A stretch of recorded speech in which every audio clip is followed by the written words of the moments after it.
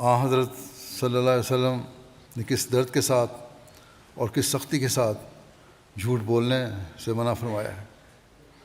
ایک روایت میں آتا ہے، حضرت عبد الرحمن بن ابی بکرہ اپنی والدہ سے روایت کرتے ہیں، انہوں نے بیان کیا کہ رسول اللہ صلی اللہ علیہ وسلم نے فرمایا، کیا میں تمہیں بڑے بڑے گناہوں میں سے سب سے بڑے گناہ کے بارے میں نہ بتاؤں؟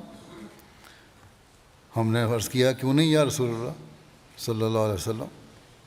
آپ صلی اللہ علیہ وسلم نے فرمایا، اللہ کا شریک ٹھہرانا اور والدین سے قطع تعلقی کرنا۔ اور آپ صلی اللہ علیہ وسلم ٹیک لگائے ہوئے تھے، پھر بیٹھ گئے اور فرمایا، سنو، جھوٹ بولنا اور جھوٹی گواہی دینا، سنو، جھوٹ بولنا اور جھوٹی گواہی دینا۔ آپ صلی اللہ علیہ وسلم مسلسل یہ کہتے رہے، حتیٰ کہ میں نے دل میں کہا آپ صلی اللہ علیہ وسلم خاموش نہیں ہوں گے، یعنی کہ تکلیف میں، بہت زیادہ تکلیف میں ہے اس سے۔ بس کس قدر فکر نظر آتی ہے آپ کی اس بات میں۔ اگر ہم اپنے جائزے لیں تو بہت سوں میں خود یہ بات نظر آئے گی کہ بہت سے مواقع پر وہ غلط بیانی سے کام لے جاتے ہیں۔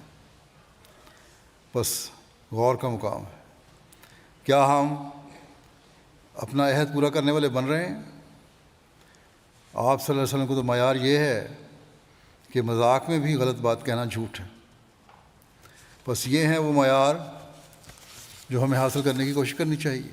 یا عباد اللہ حبوا ونداء الحق لبوا لیس غیر اللہ رب فاعبدوا